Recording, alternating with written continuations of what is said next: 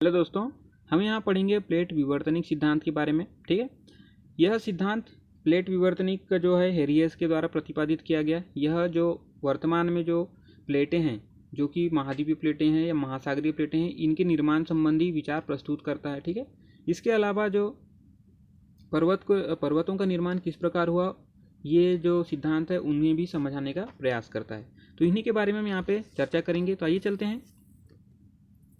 सबसे पहले देखें तो जो प्लेटों का स्वभाव है वह प्लेटों का स्वभाव व प्रवाह का जो अध्ययन है वह प्लेट विवर्तनिकी कहलाता है। ठीक है, अर्थात प्लेटें किस प्रकार से गति करती है और कौन सी दिशा में गति करती है, ये सारी चीज़ों का हम अगर अध्ययन करें तो यह प्लेट विवर्तनिकी कहलाता है। इस सिद्धांत का प्रतिपादन सर्वप्रथम हेरियस महोदय के द्वारा किया गया 1962 में। ठीक है, परंतु इन्होंने व्याख्यायित नहीं किया और व्याख्या करने का काम डब्ल्यू जे मॉर्गन के द्वारा किया गया। ठीक है, इन्होंने बताया कि जो प्लेटें होती है, आप यहाँ चित्र में देख सकते हैं विभिन्न प्रकार की प्लेटें हैं। जैसे मान लीजिए एक दक्षिण अमेरिका है, यह एक प्लेट है। ठीक है, साउथ अमेरिका की या दक्षिण अमेरिका की ये प्लेट है।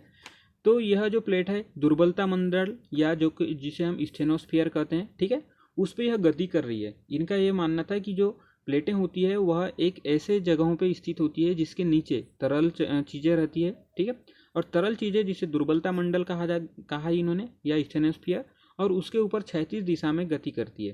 ठीक है, प्लेटों की अगर मोटाई देखें तो 100 किलोमीटर होती है, इनका मानना था। और इस सिद्धांत के अनुसार जो भूपर्पटी है इस पे अनेक छोटी बड़ी प्लेटें उपस्थित है, जैसे कि आप यहाँ चित्र में भी देख सकते हैं। विभिन्न जो महाद्वीप हैं ये अलग अलग प्लेटों पे उपस्थित हैं। इसके अलावा जो महासागर हैं वो भी अपने अलग अलग प्लेटों के ऊपर उपस्थित हैं। ठीक है, आगे देखते हैं। प्लेटों की चर्चा करें तो यहाँ पर अंटार्कटिक प्लेट है। ठीक है, पहले थोड़ी यहाँ पे चर्चा कर लेते हैं। तो यहाँ पे जब व्याख्यायित करने का प्रयास किया इन्होंने, तो बताया कि जो भूपर्पटीय अनेक प्रकार से छोटी छोटी प्लेटें हैं जो कि गति करती है। ठीक है, तो गति के फलस्वरूप ही प्लेटों के बीच में आपस में टकरावट होती है। जैसे कि महासागरीय से महासागरीय प्लेट टकरा गई, कभी महाद्वीपीय से महाद्वीपीय प्लेट टकरा गई। जैसे कि यहाँ पे आप देख सकते हैं इंडो ऑस्ट्रेलियन प्लेट। ठीक है, जो हमारा भारतीय प्रायद्वीप है वह यूरेशियन प्लेट से टकराने के फलस्वरूप वलित पर्वत का निर्माण हुआ, जिसे हम हिमालय कहते हैं। ठीक है, तो इस प्रकार से जो प्लेट विवर्तनिक का सिद्धांत है यह दर्शाने का प्रयास करता है कि प्लेटों के संचरण के फलस्वरूप ही विभिन्न प्रकार के जो पृथ्वी के ऊपर संरचनाओं का निर्माण होता है, चाहे महासागरों का निर्माण हो चाहे पर्वतों का निर्माण हो, तो यह प्लेटों के संचरण के फलस्वरूप ही उत्पन्न होता है। ठीक है, अब हम एक एक प्लेट के बारे में जानते हैं। प्लेटें अंटार्कटिक प्लेट। ठीक है, अंटार्कटिक जो महाद्वीप है जो हमेशा बर्फ से ढकी रहती है, यह एक प्लेट है। ठीक है, इसके अंतर्गत आसपास का समुद्र भी शामिल है। अंटार्कटिक प्लेट में देखें तो जो दक्षिण सागर है वह भी इसके अंतर्गत ही आता है। ठीक है, उत्तरी अमेरिकी प्लेट, अर्थात यहाँ पे आप देख सकते हैं उत्तर अमेरिका महाद्वीप है। ठीक है, यह भी एक प्लेट के ऊपर स्थित है। उत्तर अमेरिकी महाद्वीप का अगर देखें तो इसमें जो पश्चिमी हिस्सा का जो अटलांटिक महासागर है वह भी थोड़े मात्रा यहाँ पे उपस्थित है। इसके अलावा जो यहाँ पे इसका जो सीमा का निर्धारण यहाँ पे कैरिबियन प्लेट के द्वारा होता है। ठीक है, यहाँ पे कैरिबियन प्लेट है जिसके बारे में हम आगे अध्ययन करेंगे। नेक्स्ट है दक्षिण अमेरिकी प्लेट। जो दक्षिण अमेरिका है वह भी एक प्लेट के ऊपर स्थित है, जिसे दक्षिण अमेरिकी प्लेट कहा गया। इसमें भी देखें तो जो दक्षिण अमेरिका में जो अमेरिकी प्लेट है उसके अंतर्गत भी कुछ क्षेत्र यहाँ पे अटलांटिक महासागर का भी आता है। ठीक है, इसके अलावा इसका जो सीमा का निर्धारण यहाँ पे जो कैरिबियन प्लेट है वो करती है। नेक्स्ट प्लेट है प्रशांत महासागरीय प्लेट, अर्थात प्रशांत महासागर में ये जो प्रशांत महासागर है उसमें जो प्लेट है वह प्रशांत महासागरीय प्लेट है और काफ़ी भारी प्लेट है और काफ़ी बड़ी प्लेट है। ठीक है, तो इसका विस्तार जो है अलास्का, यहाँ पे आप देख सकते हैं अलास्का जो रूस का क्षेत्र है, तो यहाँ से लेके अंटार्कटिका तक है। ठीक है, पूरा यहाँ पे अंटार्कटिका के जो प्लेट है यहाँ तक का इसका विस्तार है। ठीक है, यह हुआ प्रशांत महासागरीय प्लेट। नेक्स्ट है इंडो ऑस्ट्रेलियन प्लेट। इंडो अर्थात इंडिया, ऑस्ट्रेलियन अर्थात ऑस्ट्रेलिया। तो इस प्रकार से जो छोटी छोटी यहाँ पे द्वीप हैं और जो बड़े अगर क्षेत्र देखें ऑस्ट्रेलिया और इंडिया, तो ये जो एक भूखंड पे स्थित है इन्हें कहते हैं इंडो ऑस्ट्रेलियन प्लेट। ठीक है, इंडो ऑस्ट्रेलियन प्लेट के अंतर्गत जो हिंद महासागर का भी काफ़ी क्षेत्र है। इसके अलावा जो इसकी जो सीमा रेखा है न्यूजीलैंड बनाती है। ठीक है, नेक्स्ट आता है अफ्रीकी प्लेट। अफ्रीका महाद्वीप जिस प्लेट पर स्थित है उसे हम अफ्रीकी प्लेट कहते हैं। आप यहाँ अफ्रीका महाद्वीप देख सकते हैं।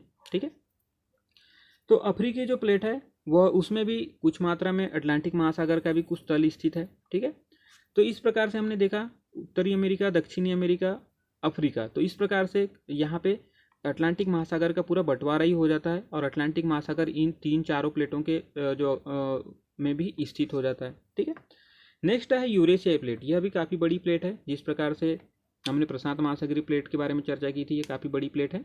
वैसे यूरेशियाई प्लेट अर्थात जिसमें एशिया और यूरोप ये दोनों क्षेत्र इस प्लेट के अंतर्गत आते हैं। ठीक है, यहाँ पे थोड़ा अलग अलग दिख रहा है लेकिन यह दोनों आपस में जुड़े हुए हैं। ठीक है, तो ये दो जो प्लेटें हैं यह यूरेशियन प्लेट कहलाती है, जो कि काफ़ी बड़ी सीमा है। यूरेशियन प्लेट जो है संपूर्ण एशिया और यूरोप का भी भाग इसके अंतर्गत आता है। इसके अलावा इनके जो मिलन क्षेत्र हैं, जैसे कि हमने यहाँ पे चर्चा की थी कि इंडो ऑस्ट्रेलियन प्लेट जो कि भारतीय क्षेत्र जो कहना चाहिए यूरेशियन प्लेट के साथ टकराई, तो यहाँ पे वलित पर्वत का निर्माण हुआ। तो इस क्षेत्र को जो है हम लोग रचनात्मक क्षेत्र भी कहते हैं, अर्थात यहाँ पे विभिन्न प्रकार के पर्वत और विभिन्न प्रकार की जो संरचनाओं का भी निर्माण हुआ, इस वजह से इसे जो है रचनात्मक प्लेट कहते हैं। ठीक है, नेक्स्ट देखते हैं। अब हम कुछ छोटी छोटी प्लेटों के बारे में चर्चा करेंगे कि कौन सी प्लेटें हैं। ये तो हमने बड़ी बड़ी प्लेटों के बारे में चर्चा की, जो बड़े महाद्वीप हैं या बड़े महासागर हैं उनके बारे में। अब कुछ छोटी प्लेटें भी हैं जहाँ पे छोटे द्वीप स्थित हैं या छोटे सागर स्थित हैं। नजका प्लेट जो है यह दक्षिण अमेरिका के पश्चिम क्षेत्र में, ठीक है, आप देख सकते हैं दक्षिण अमेरिका इसका जो पश्चिम क्षेत्र है वहाँ पे नजका प्लेट स्थित है, जो कि चिली के पास में। ठीक है, ये चिली देश है, इसके पास में ही यहाँ पे नजका प्लेट आपको देखने को मिलेगा। कोकोस प्लेट, यह जो आप यहाँ पे देख सकते हैं उत्तर अमेरिका का जो मैक्सिको वाला प्रांत है, तो मैक्सिको देश के बगल में यहाँ पे जो प्रशांत महासागर का क्षेत्र है, उस क्षेत्र में यहाँ पे हमको कोकोस छोटी प्लेट जो है कोकोस प्लेट यहाँ पे देखने को मिलती है। अरेबियन प्लेट, अरब प्रायद्वीप का जो क्षेत्र है आप यहाँ पे देख सकते हैं, ये जो अरब प्रायद्वीप है, ठीक है, अफ्रीका के उत्तर क्षेत्र में जो अरब प्रायद्वीप है, तो यहाँ पे हमें अरबियन प्लेट देखने को मिलती है, जो कि पूरे का पूरा अरब क्षेत्र इसी प्लेट के ऊपर स्थित है। फिलीपीन प्लेट आप यहाँ पे देख सकते हैं, छोटा सा एक द्वीपीय देश है फिलीपींस, तो इस क्षेत्र के अंतर्गत जो छोटे छोटे यहाँ पे द्वीप हैं वो सारे क्षेत्र इसी के अंतर्गत आते हैं, फिलीपींस प्लेट के अंतर्गत। ठीक है, फ्यूजी प्लेट यहाँ पे ऑस्ट्रेलिया के पास में एक छोटा सा फिजी नामक देश है। ठीक है, तो यहाँ पे यह फ्यूजी प्लेट आपको देखने को मिलेगा। इसके अलावा कैरोलिन प्लेट भी जो ऑस्ट्रेलिया है, ऑस्ट्रेलिया के उत्तर में एक छोटा सा द्वीपीय देश है न्यू गिनी, तो यहाँ पे आपको कैरोलिन प्लेट देखने को मिलेगा। ठीक है, तो ये रही हमारी चर्चा। हमने चर्चा की प्लेट विवर्तनिक सिद्धांत के बारे में, ठीक है, जिसका प्रतिपादन हेरियस महोदय और व्याख्या WJ मॉर्गन जी के द्वारा किया गया। हमने इसके बाद अध्ययन किया बड़े बड़े प्लेटों के बारे में, जिसमें अंटार्कटिक प्लेट देखा, उत्तरी अमेरिकी प्लेट, दक्षिणी अमेरिकी प्लेट, प्रशांत महासागरीय प्लेट, इंडो ऑस्ट्रेलियन प्लेट, अफ्रीकी प्लेट और यूरेशियाई प्लेट। इसके बाद हमने चर्चा की जो कुछ छोटी प्लेटें होती है जिन पे कुछ छोटे द्वीपीय देश मौजूद हैं, तो उनके बारे में देखा, Nazca plate, Cocos plate, Arabian plate, Philippines plate, Fiji plate और कैरोलिन प्लेट। तो ठीक है दोस्तों, अगर आपको जानकारी पसंद आई हो तो इसे शेयर कीजिए। धन्यवाद।